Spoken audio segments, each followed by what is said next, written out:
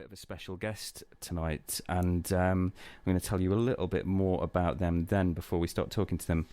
We've got a little bit of a slice of rock and roll royalty tonight. In 2005, when I'm guessing most of our listenership were probably still wearing short trousers, our guest was getting together with his friend and his band's drummer, Mark Gibson, and forming what at the time was probably unknown to them would go on to become quite a behemoth of British rock music. They're the Derby three-piece LostAlone. Following the release of the band's first album, Say No to the World, in 2007, the band then found themselves propelled quite rapidly into the limelight, and 5 years later, with several tours and a new member in bassist Alan Williamson from Glasgow under their belt, the band released their second album, I'm a UFO in the City, in April of last year. The record was voted at number 29 in Kerrang! Magazine's top 101 albums of 2012 and received unanimously positive reviews throughout the music press. And the band spent most of the last sort of quarter of the year touring with Evanescence and The Used, doing some sold-out arena shows around the country. They've been endorsed by the likes of Paramore, My Chemical Romance, 30 Seconds to Mars, and DJs and presenters like Zane Lowe, Fern Cotton, and even Iron Maiden's Bruce Dickinson. Reviews have said of them, it's only a matter of time before this unabashed explosion of deadly hooks, dirty riffs and lighter aloft ballads regularly sell out stadiums. Classic Rock magazine said breathtaking Queen-style harmonies and classic metal bite. Rock Sound said big, bombastic and littered with choruses the size of Jupiter. And Our Zone wrote LostAlone are one of the most exciting bands the UK has to offer.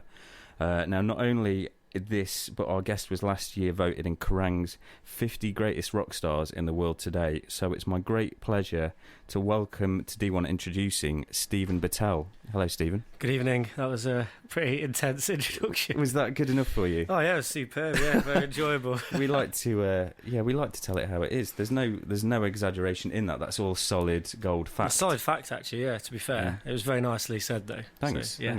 Thanks. Is all that a bit weird to you still? I think when you just read it out, it's a bit weird. Definitely, because you don't ever sit and kind of list how you just did list it.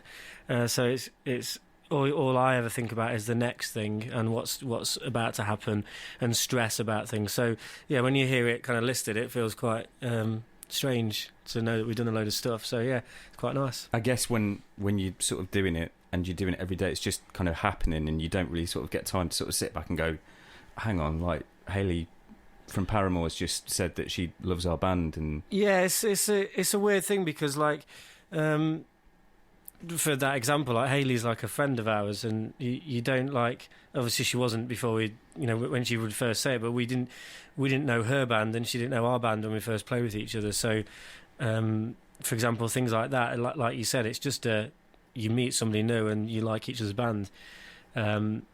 So yeah, it is just bizarre. As I said, I find that every day I'm writing songs and I'm thinking about the future. So it's only in interviews like this where you actually reflect on what you've done.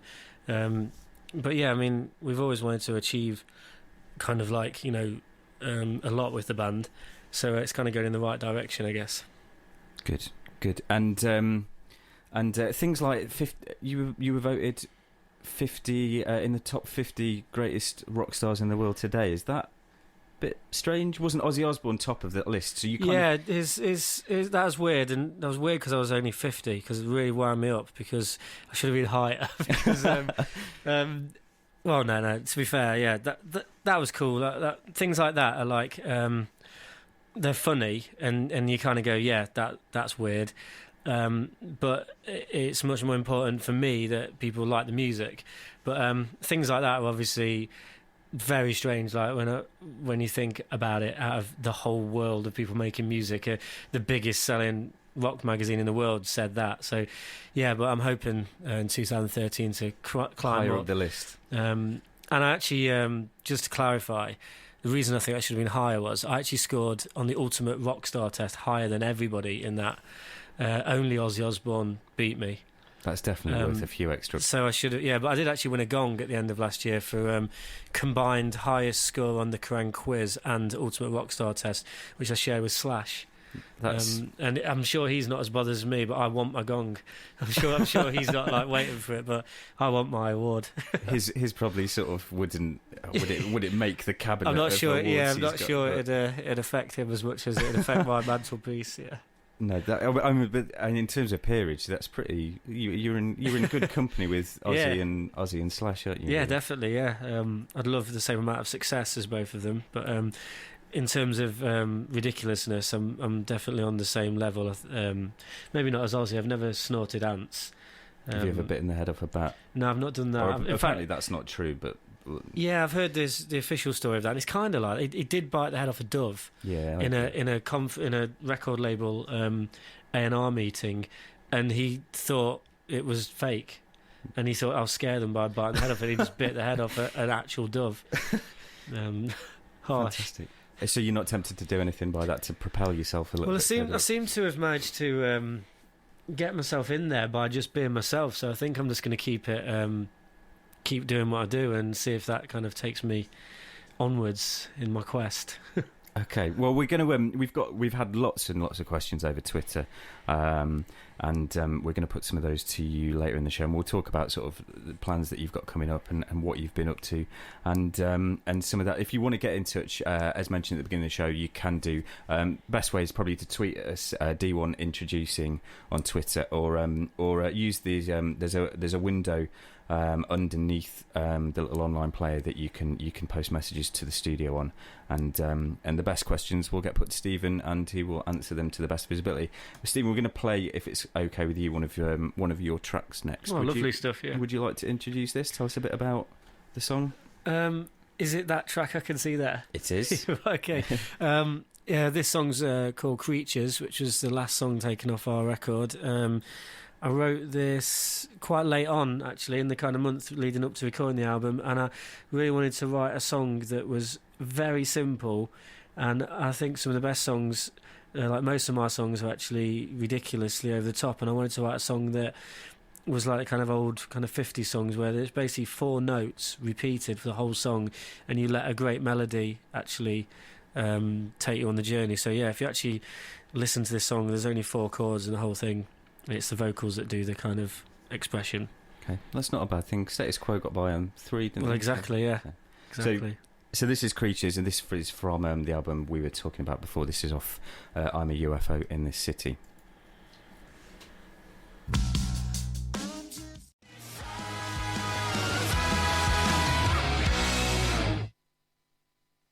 That was Creatures by hang on.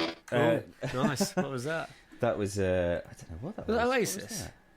Did I get that right or not? I genuinely don't know what that was. That sounded like the start. Very strange. You'll find out that things go wrong in this studio. It's absolutely full of gremlins. That was Creatures by LostAlone off I'm a UFO in This City, your album from last year. Steve, what's it been like to hear the reaction to the album? Because it's been pretty unanimously positive from what I've seen. Yeah, it's been amazing actually. It was kind of this time last year where it was really building up to the release, and we just started getting all the major press reviews through, and it was kind of mind blowing because it was ranged from Metal Hammer to NME with Kerrang and rock sound, classic rock, like all of them kind of just unanimously said it was great, and to have written it and struggled to get it to the point of being out, and then to kind of get them reviews. It was just unbelievable. And then obviously the most important thing is that people that already liked our band, they all just like kind of jumped on it and were like totally on board straight away. And then the main thing it's obviously done is taken us to a wider audience, because it's obviously had tracks that end up on Radio 1, and I think it was a more accessible record, still with going as over the top as I like, but it definitely connected more than our first record did, which is kind of what you hope for, really. You obviously want to progress. So that's been my favourite thing, the reaction from the people that are buying the music, or stealing it. And was it that thing of, did you sort of listen to sort of what people said about? Do you bear that in mind, or kind of do you stick to what or is it a bit of both? No, I literally, I'm honest about this, and people who are into the band should know I just don't care what they think about, like, as in, I would never listen to somebody who likes the band if they had a suggestion, because they like it because of what me, Alan and Mark create, and it's very important to not take anybody's advice at all. That's probably not the best advice to give people, but in terms of music, the best advice I could ever give anybody is don't listen, because you'll disappoint people if you try and please them all. The only person I try and please when I write a song is myself, and if I feel excited by it, it'll end up on a record, and if I don't, it won't end up in front of anybody. So yeah, you can't, we've done some demos for this record, and everybody who's heard them has got a different favourite, or this one's a classic, or why have you done that? And they all differ, so you have to just trust yourself. So that's kind of the process we're in right now, actually, of kind of whittling down to the final tracks for the next record. So yeah, this is a quite exciting period. Okay, and in terms of the music that you listen to, you say sort of, so you're creating music for you essentially, and the fact that the fans and the critics like it is a happy bonus. Yeah. In terms of what you guys listen to, it seems like I'm a UFO in the City, particularly perhaps more than the first album, is very eclectic in terms of sort of, you've got sort of big kind of ballads on there, and you've got and then you've got really sort of heavy stuff.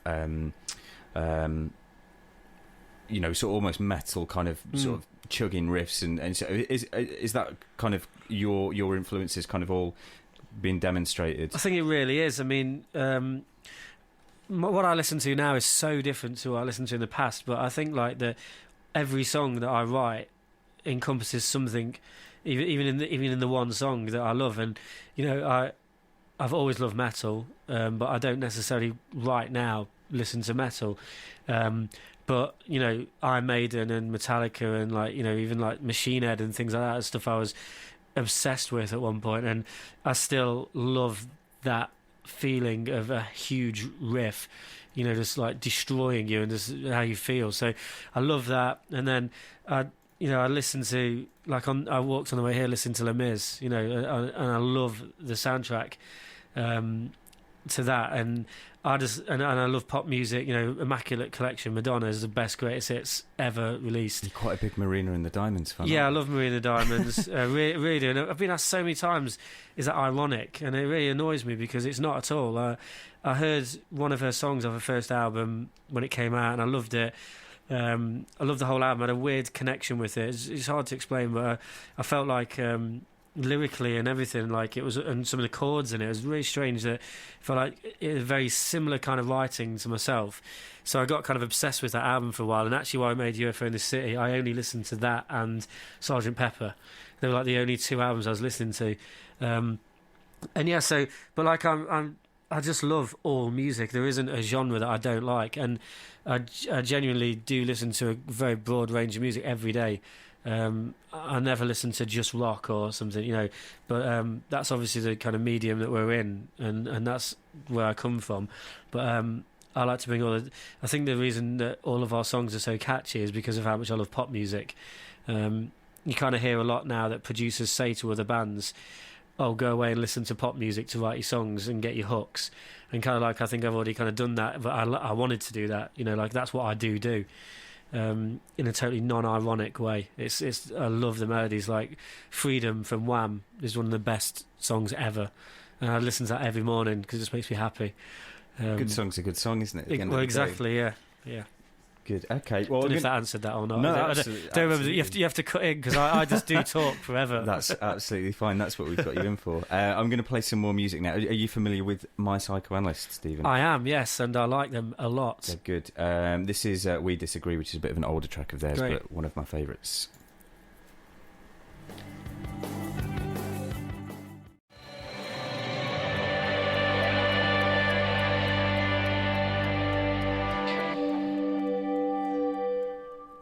My Psychoanalyst with We Disagree from their album Wolfbagging, which you can get on Bandcamp, I believe, if you go and have a look for mypsych.bandcamp.com. And I don't think it costs anything to download if you want to hear the rest of that and put it on your MP3 players. Just a quick roundup of kind of music news. There's a few releases and gig and tour dates to talk about. Firstly, Charlotte Carpenter, who we play quite a lot on the show, and have some new Haiku Salute stuff on the show later tonight.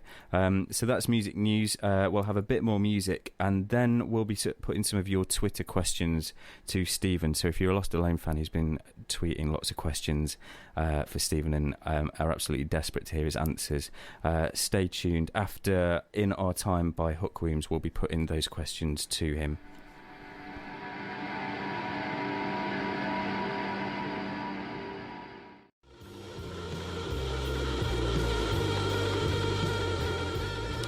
Hookworms with In Our Time, and that's from a new album that they're bringing out soon, which I have some notes on. They're just out of view, but they're basically they're a Leeds band, and they've got an album out soon on Gringo Records, and that's taken from it.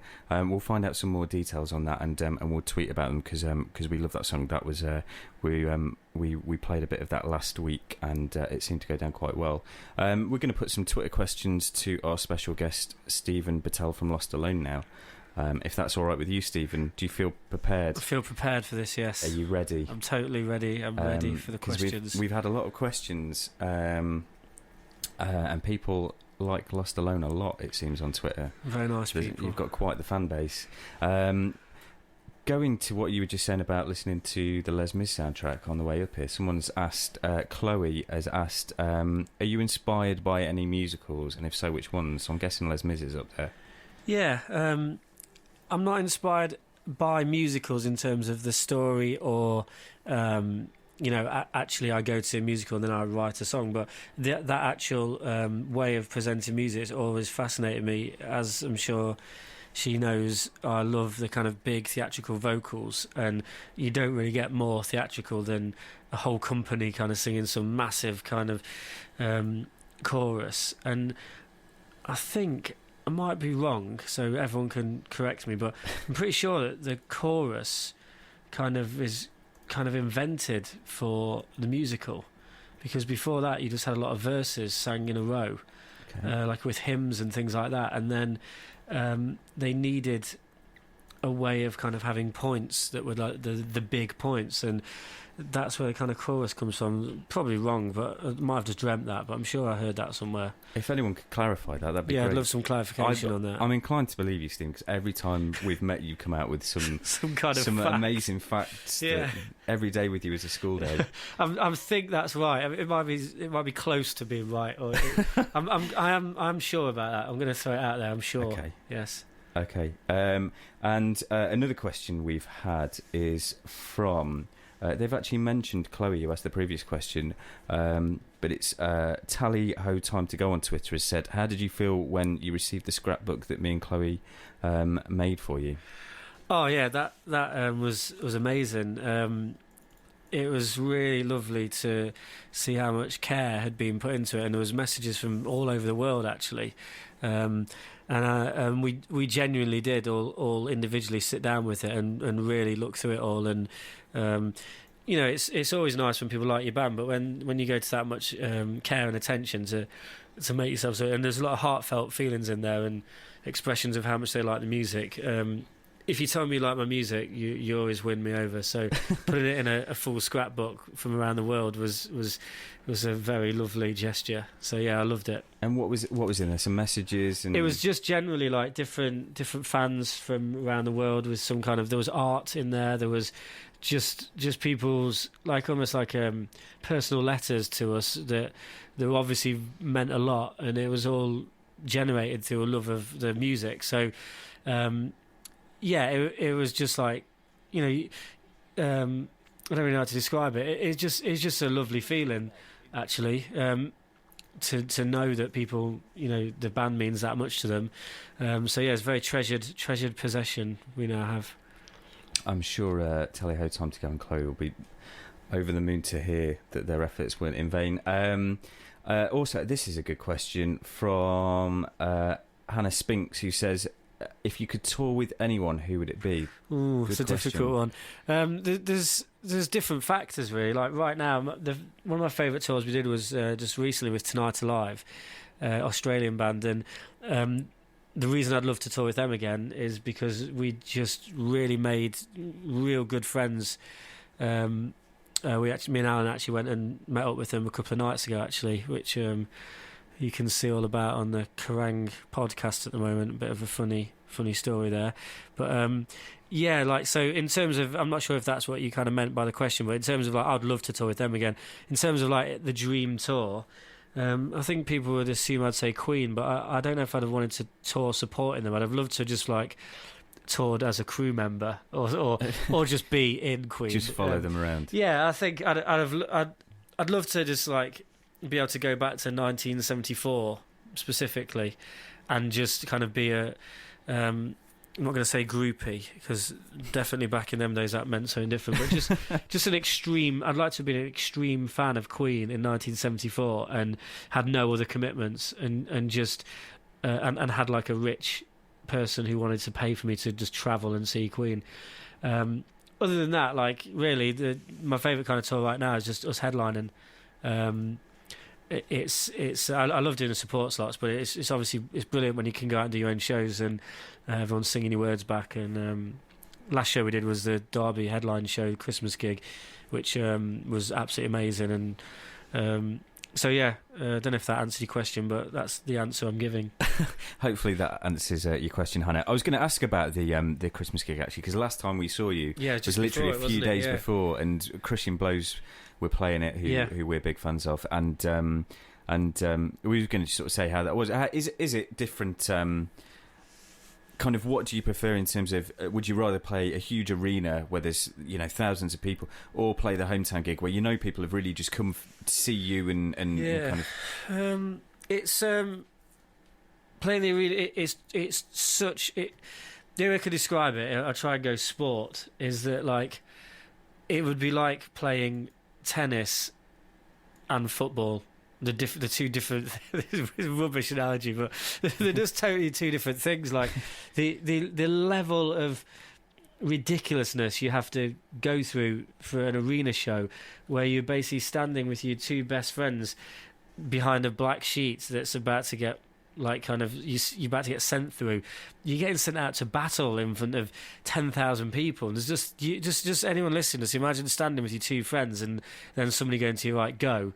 And you've got to run out on a stage in front of just thousands of people, and you're not the headline band. So it's a real, I actually love it, and I really kind of get a thrill out of knowing that I've captured an audience.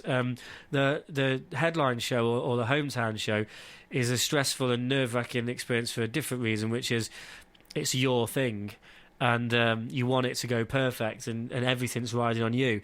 But the similarity is in both of them. Once that first song's out of the way, generally, unless you're having a shocker, which we've not really ever had, you just love it. So once you're up there, they're both equal, actually, like in terms of enjoyment. So yeah, that's what I think. Okay, we'll come back to that, because I've got a few other questions about that. Yeah. But we're sort of drastically trying to keep up with schedule. Keep your questions coming. There's been some excellent ones so far, and we'll ask more. In the meantime, we're going to play a track called School by Cheap Jazz. We plugged a video for Cheap Jazz last week, and I'll tell you a bit more about that video again after we've played this, and tell you how you can find that video. But this is School by Cheap Jazz, and it's from The Shape of Fun to Come.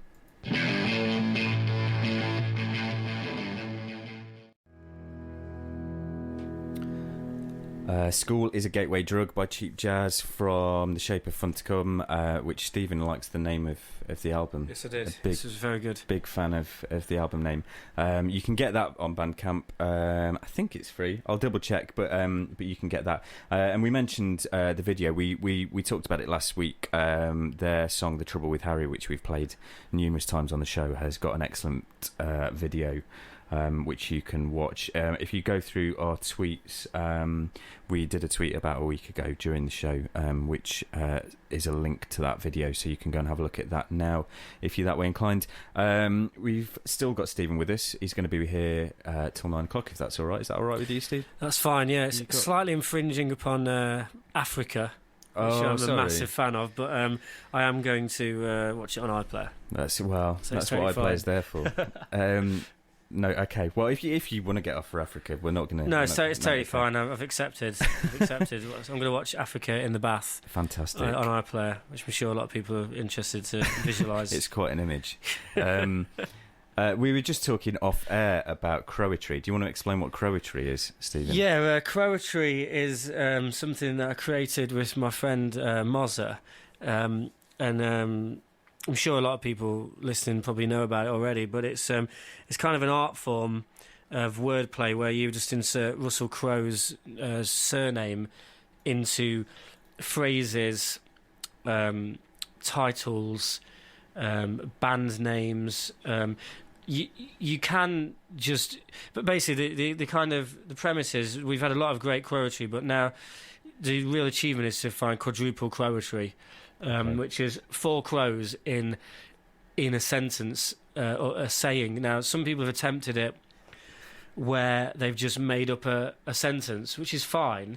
But that's what is now a subgenre called conversational croatry. Okay, it's fine to do that. But it isn't. You know, it's got to be like one you said earlier, which is a fine piece of croatry, but it's already in the kind of documented.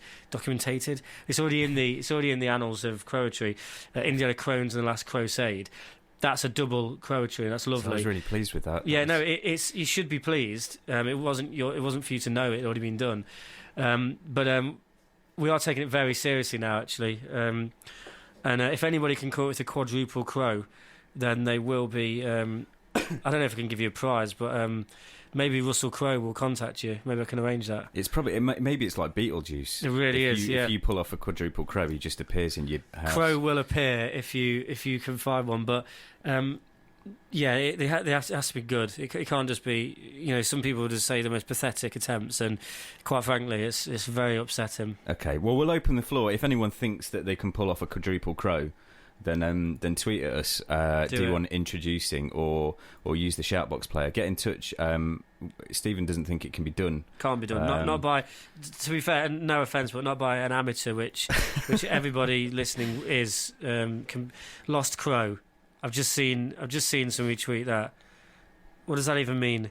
It doesn't. No, it's Is not. that supposed to be Lost a Crone, which does work? Yeah, it's not.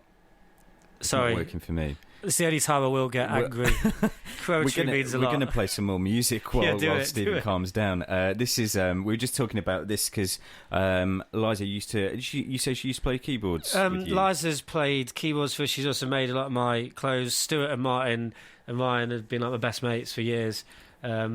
Liza Matt, I'm just going to mention them all quickly. Actually, no, they're not all in this band, are they? Matt's in it. Matt's in it. Love Matt. Has Matt gone to America today? He did, yeah. He's off to Nashville today. Matt's a great. I love everybody who's used to be in You Animals and who is now in Menace Beach.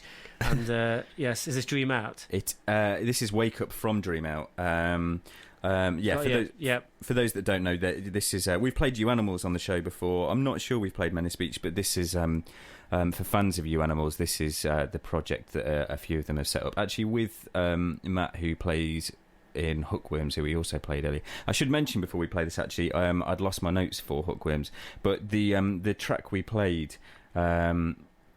Was from where are we? It's from their album that's out on March the 4th called Pearl Mystic, and that's out on Gringo Records. Gringo have actually tweeted us to say they're playing Nottingham on February the 22nd. So if you liked in our time that we played earlier, get down to that. I'm sure if you look online, you'll be able to find venue details and things like that. In the meantime, as we've said, this is Wake Up from the Dream Out EP by Menace Beach.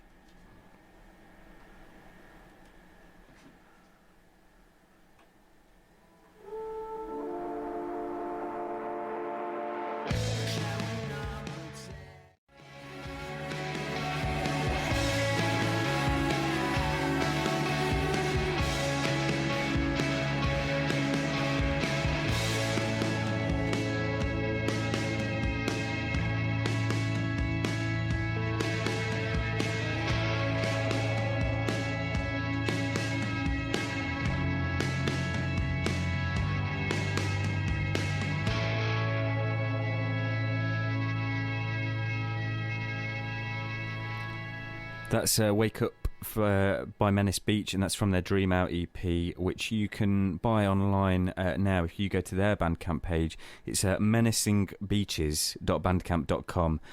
You can buy that. You can buy it for nothing. You can name your price, but you can make a donation. I'd suggest you make a donation. It's always nice to make it. It's when people say buy it for nothing, I think you should buy it for something. Yeah, if you like it and you're prepared to download it, then you should probably throw them a bit of money. Yeah. You can also, for £6, go to desirerecords.bandcamp.com, and you can it's desirerecords.bigcartel.com, and they've put it out on a cassette tape.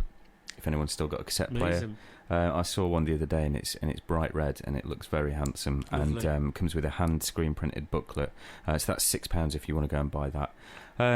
So it's 1 minute to 8, so we're almost in the last hour. In the last hour, we'll have more of Steven. Obviously, keep tweeting your questions for him. There's already a lot of good ones that we're going to try and sort of work our way through. We'll have Track of the Month, which we've not played yet. It's a brand new one because it's the first show of February. And we'll have music news in case you missed it in the first hour. Kind of featured in that music news was Charlotte Carpenter, who has announced a new tour. There'll be more of that around 8:30 when I'll give you details of dates and things like that. But in the meantime, we're going to play a song that we've played before. It's Love Songs by Charlotte Carpenter. This is off her first EP, Let It Go, which you can get online now.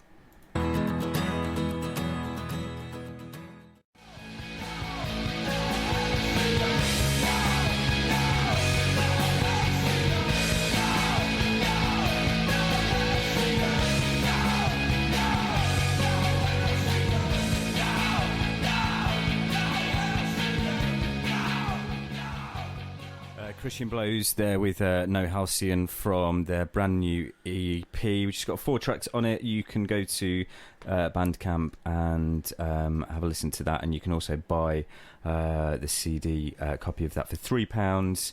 It's actually on sale at the moment from their website. Go to crushingblows.co.uk.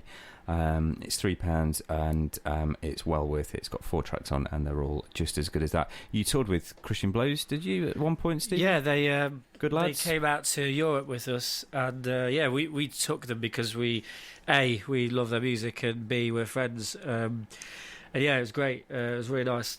Listen to them every night. I didn't watch them, just listen to them. I never watched them. I don't bother with that kind of thing. But no. I it's always hard to watch the band that's on before you because you obviously get yourself warmed up and stuff. But no, I love that band, and they really impressed me the first time I ever saw them, and we always ask them to play with us now. I think they're working on a record right now, like a full length. So I'm really excited to hear that. Wicked, yeah.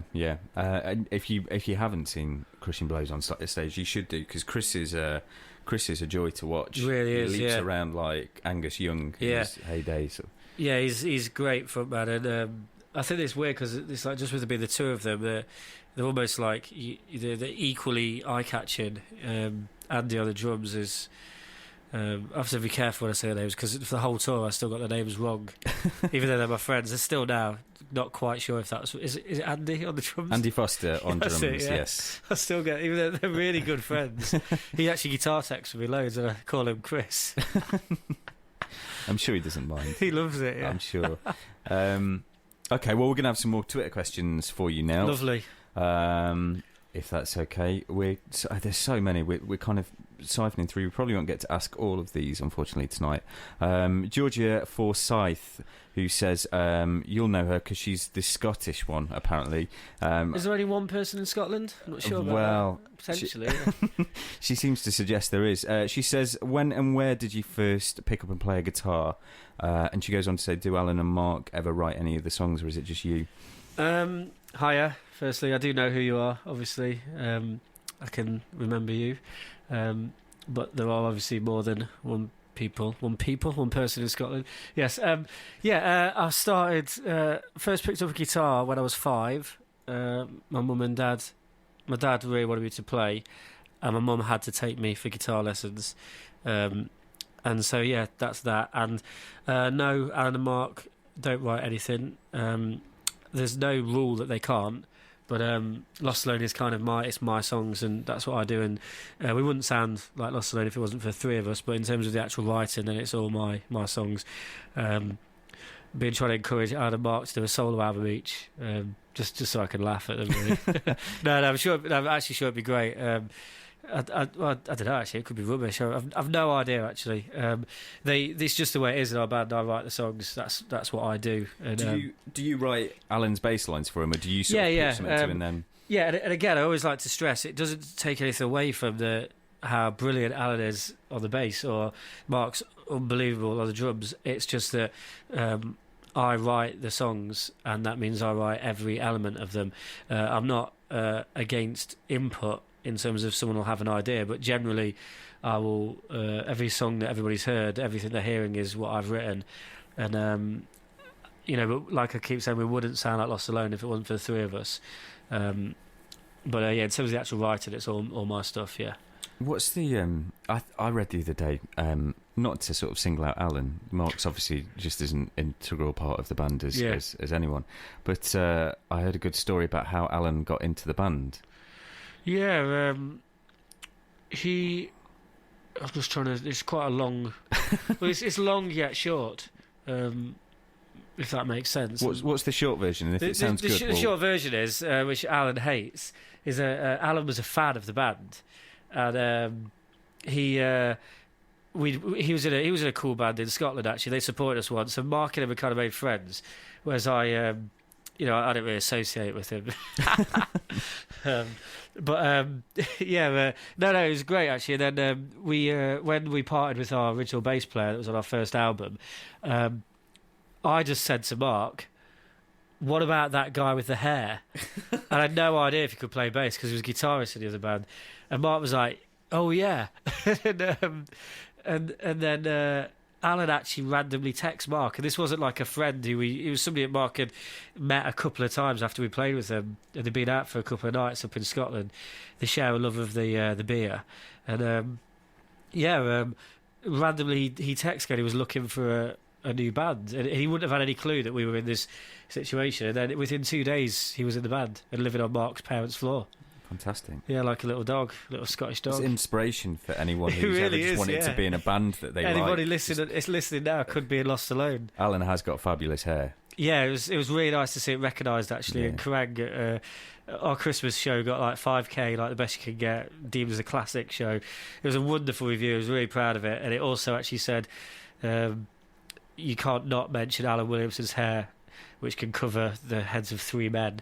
And, he was very proud of that. Yeah, it's beautiful. If you've not seen it, go on Google and see search it. Alan. Just look at him, Alan Williamson Lost Alone, or just go and see them on tour to see it in action. Yeah.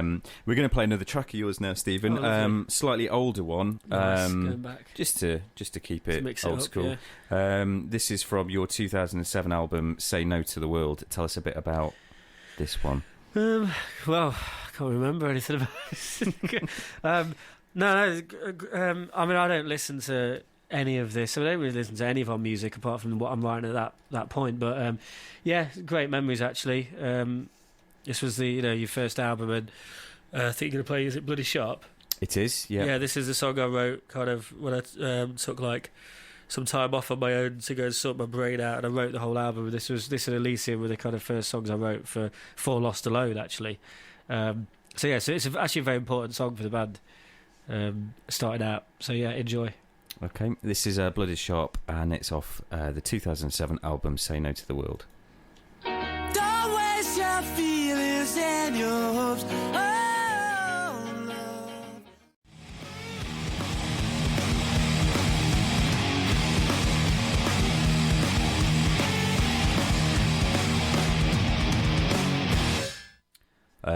Blood is Sharp by tonight's guests band, Steven Battelle from Lost Alone. Is that a bit weird hearing that?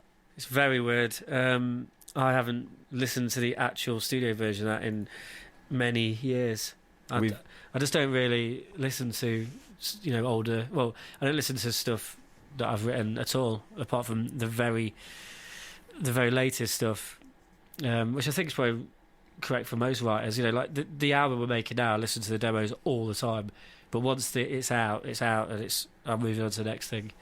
Do you feel like Do you feel like you've come? It seems we were saying off air. It feels like a long time ago since. Oh, that. It really does. Does it feel like you've come quite a long way since? Yeah, since it does. I mean, in terms of like output, it's always been frustrating to us that we had a kind of mid-career, mid so far, like due to like a load of business stuff, where we could have released 3 albums and we didn't release any. So now we're kind of doing catch up, where we're going to release another album this year, hopefully.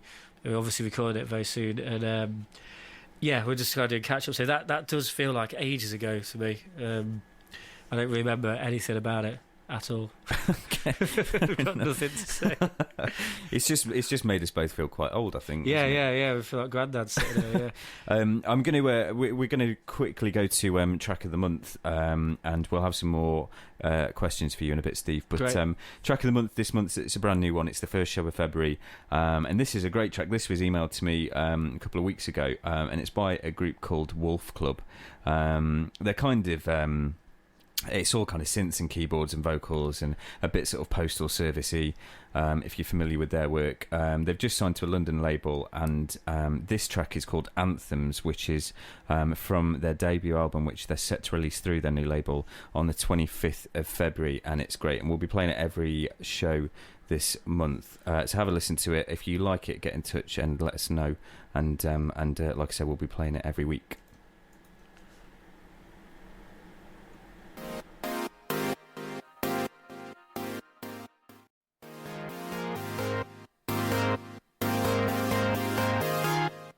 Anthems by Wolf Club, and that's off their debut album, which hasn't yet got a title as far as I know, and that's out on the 25th of February through their label that they've just been signed to. They're from Derby, but they've been signed to a London label, and I think there's something to be quite excited about. Next week, we should do a quick plug for Haiku Salou, who are coming on the show. We've played Haiku quite a few times before, but if you haven't heard them, they're kind of a 3-piece, kind of avant-garde, pop, folky kind of band. If you've ever watched Amelie or anything like that, anything that's been soundtracked by Jan Tiersen, it's that kind of thing. Sort of millions of different instruments, accordions and xylophones and guitars. And they're very exciting to watch. We're going to play some of their stuff next week, and hopefully get them to come in and bring some instruments and play some stuff and have a chat with us, and it'll be good. So you should tune in next week again from 7. We're going to play the song that they've just released off the new album Tricolor, which is going to be coming out in March. The song's called Los Elefantes, and you can download it for nothing now. And it's a kind of like a precursor to the album coming out to whet your appetites. So this is Los Elefantes, and it's by Haiku Salou.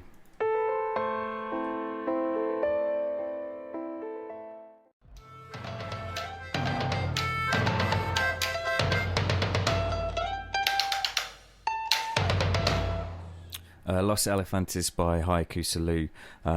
As we were saying before, they're going to be on the show next week, and they're going to be talking about their new album that's coming out soon, called Tricolor. I heard a bit of it this week, and it's absolutely fantastic. It's all sort of just as good as Los Elefantes, which we've just played. You can go and download that for free now. If you just Google Haiku Salou, Los Elefantes, it'll take you to the page for their record label, How Does It Feel to Be Loved, who are putting out the album, and they'll be on the show next week to talk about that and play us a couple of tracks. Just a quick kind of roundup of music news. We're running out of time a little bit, but I did promise I'd go back to it. Charlotte Carpenter, who we played a few minutes ago, according to their website, their live show has to be seen to be believed, so don't miss that. Stephen, a couple more quick Twitter questions? Yes. You up for that? I am. I was just tweeting there, sorry. That's all right. We're allowed tweeting. Someone has said, I think I'm getting their Twitter name right, Anam is a girl. She said, I'm assuming it's a she.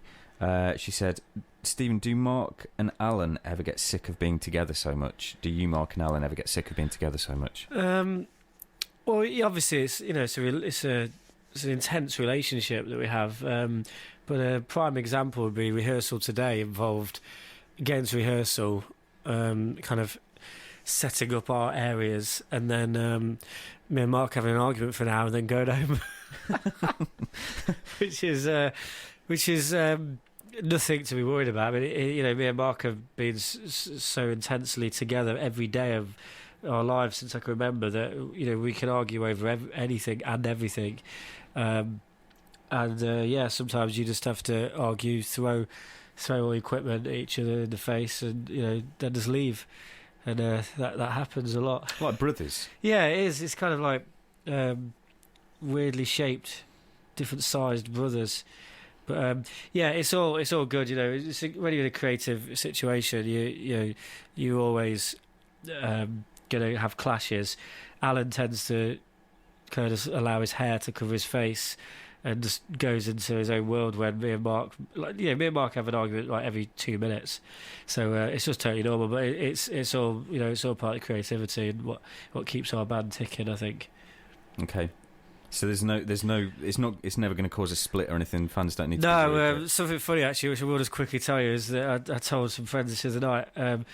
At Wembley, I got on stage, and Mark had walked on first, and then I went to do my start thing, which is to say to the crowd. I looked round and Mark wasn't on stage anymore. And bear in mind, there's 10,000 people there, and me and Alan just went, "What?" As he just quit the band. A great way to do it. And he'd forgot his in-ear monitors, so he'd run back to the dressing room to get them, and just left me and Alan on stage. I don't think anybody noticed, but like we kind of freaked out a bit. But that's the closest we come to splitting up. Okay. Mark running away from the stage. Did with what did you do? I think I just did something like let out a primal scream of fear, which everybody else just sang back at me. Like, oh, right, okay. Yeah. And they all went, yeah. They thought he was a Freddie Mercury, Barcelona moment. Yeah, so we just worked that into the set, and I'm an old habit on stage dealing with things now. So it was just hilarious. It's hilarious thinking back to it, but at the time. The kind of fear was very much within me. Well, we're going to play another song next, which is by a band that you recently recommended in a popular music magazine. Yes, I did. Yes, and, for good reason. And what can you say about these guys? You Slut. They're just. I mean, part of me always wants to say get a singer, because I I'm a person who loves vocals, which might be weird that I recommend them, but they are one of the few kind of rocking instrumental bands that you can sing the guitar lines. They're very catchy, so I love melody, and they're just brilliant riffologists, and they've got great melodies. And I think anybody who likes guitars should watch these guys. I can't help thinking, whenever I listen to their stuff, I can't help thinking how on earth have you just come up with this many riffs? Because they'll cram an album's worth of riffs into one song. Well, it's just Rich. He doesn't get out much. No. And, he just kind of sits with a guitar, and he's a boring chap. That's why he's got that beard. It's a hermit's beard, isn't it? If you go to uslut.bandcamp.com, you can see a photo. It's a fantastic photo of the band, and you'll see Rich. He's the hairiest member. They're all pretty hairy. They're pretty hairy. Yeah. It's interesting to note, though, for people who like LostAlone, that Rich is actually the guy who we do all our demos with at his studio with Rob, his partner in business. And we've got a side project, me and them, called Beef Grape, which is yet to create any music, but the whole premise of the band is been fleshed out a lot, but we've not made any music yet. It's very much style over substance. It really is, yeah. Okay. It all involves a cow and a bunch of grapes. Okay, can't wait. Yes, profound stuff. Yeah, we'll be on tenterhooks. I hope you'll be playing it on the show. Yeah, the debut of Beef Grape. Yeah. In the meantime, you can go to uslut.bandcamp.com to stream the whole of their latest album, which is called Medium Bastard. This song is called Magnifierer, and as you'll see from the track list, they're pretty creative with their band names. But this is my personal favourite track off the album.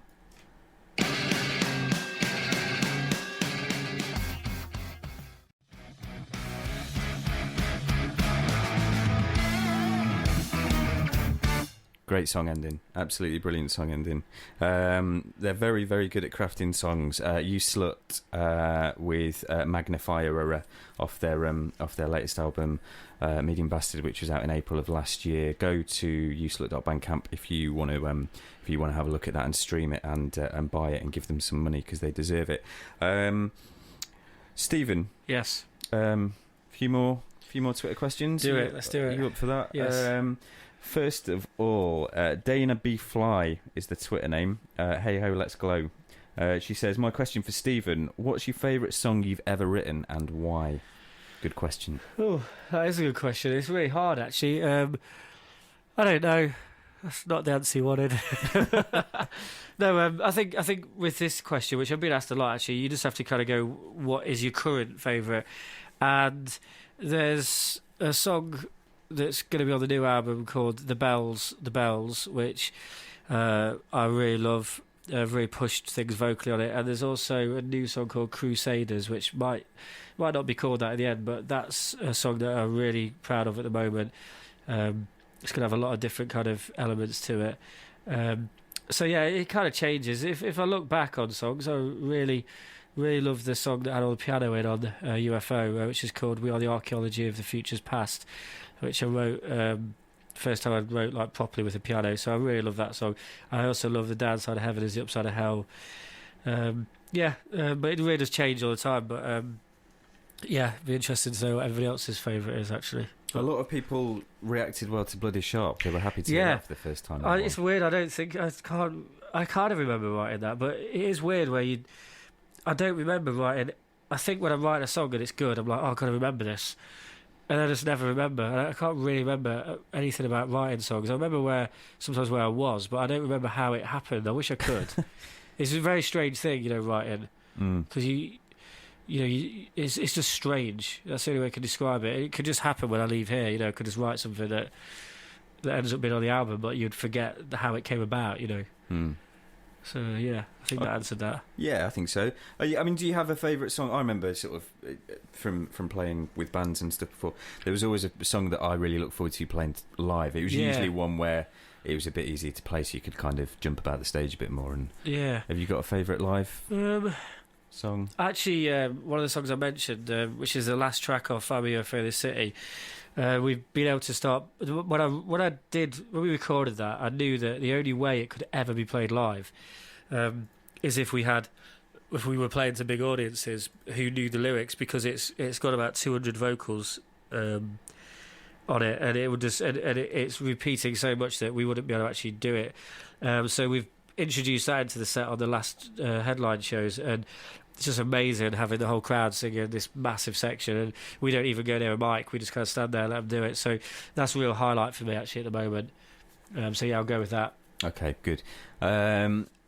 We're going to just play one more track, and then we'll come back, put the final few questions for you, because we've got we're not going to get through them all, but there's a couple of really good ones that I want to put to you. Cool. In the meantime, I'm going to play a band from London called Apologies I Have None, and this song's called 60 Miles.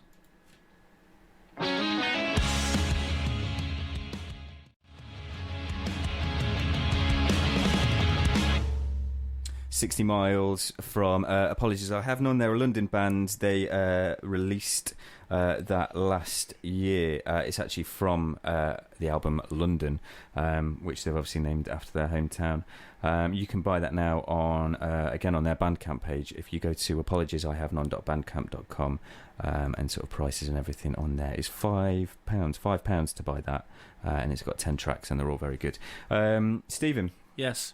One more question from Twitter, which I'm sure a lot of people will be eager to hear the answer to. Beth Padmore said, "Can you give any details about album 3? Have you written a lot of songs for the album?"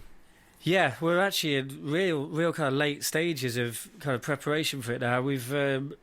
I've wrote like standard kind of like 50, 60 songs that we've rehearsed them all, and we actually went away last week to a lovely Georgian manor in the middle of the countryside to work with a producer that we wanted to test out, and we've actually recorded one song for the album because we tested him and it worked out great. So we're going to keep that track.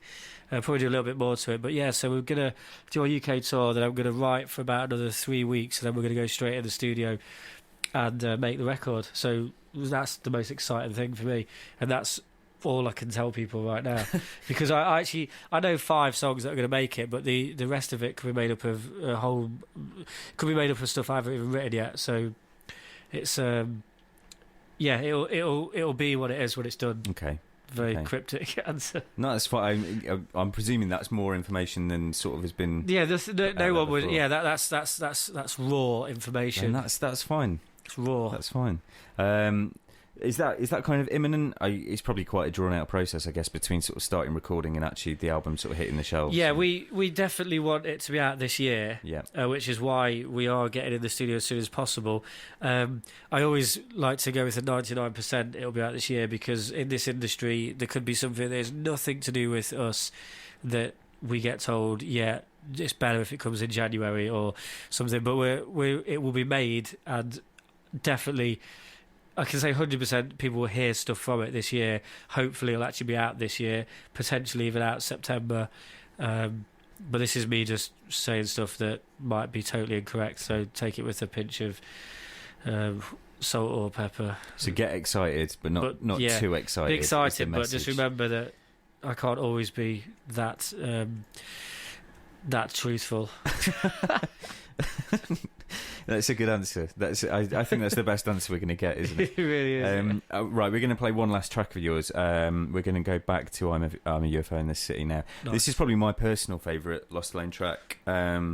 It's just nice. It kind of goes through all the emotions, It doesn't really it? does, yeah. And there's a bit I particularly like at the end that people will hear that's kind of, it definitely sort of demonstrates the Queen influence. There's a little sort of guitar kind of walk up the scale. The run up, yeah. Do you want to say a bit more about it? Yeah, I wrote that song in Hollywood, in a house that Charlie Chaplin used to do heroin in, and I was just sat looking over the LA. It was in the Hollywood Hills, and it was kind of the perfect scene to get kind of, balladry kind of situations going on. So yeah, I just wrote it straight out, and all the lyrics, I guess if you listen to them, kind of do relate to where I was at the time. There's nothing about heroin or Charlie Chaplin, but it does mention a city, and that city is Los Angeles, which is where I was. And I love that song, and I love playing it. We always play it acoustic, actually, either outside or in the middle of the audience. So we'll be doing that on tour. So yeah, fantastic. It's Orchestra of Breathing. Like I say, it's off their last album, and as Steven says, go out and check them out live to see them play it on tour.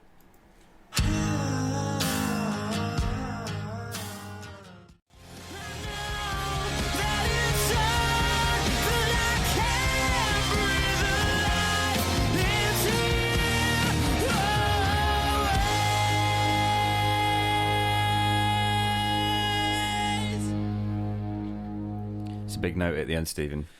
Yeah, it's a huge note. Yeah, I really felt that. I remember lying on my back doing that in the recording. I recorded most of that album with actually holding a mic. Found a lot of singers prefer to do that instead of the classic, standing like with the headphones and a big mic in front of you. So actually, you can get more emotion if you're walking just around the vocal booth with a mic. So I remember lying on my back singing that note, and it's pretty much like having a really cold ice cream and a pint of milk at the same time, like that. The brain freeze when you sing that high. Yeah, not healthy, I don't think. No. You sort of get the thing where you sort of part black out. Yeah. There's a note on the first, the first track on I'm a UFO in the City. It's the highest note on the album, I think, and I fully just like knocked myself to the ground with it. It is horrid.